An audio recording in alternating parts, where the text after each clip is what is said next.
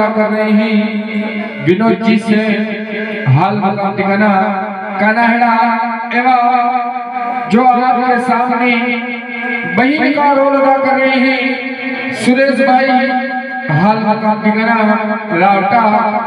तो यहाँ पर विराजे हुए सभी भक्तों सभी माता बहनों से निवेदन है कि जब राखी का त्योहार आता है तो बहन किसी की भी हो, बहन अपने ससुराल से अपने मायके में आती है तो अपने मायके में कितनी खुशियां लाती है।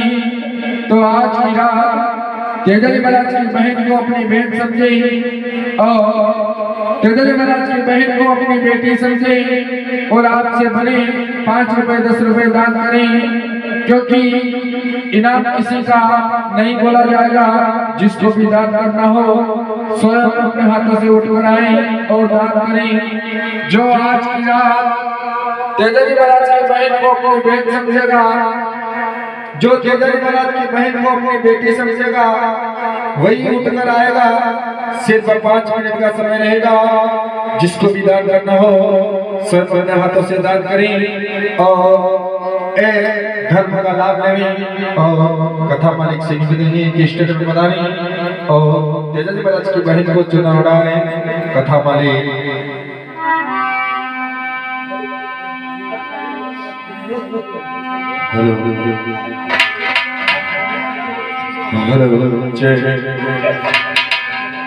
ओ कोई जोरे मारे अजीबीरा संदेश हमारा हो भैया ने संदेश तारी बेनाम से वो भारत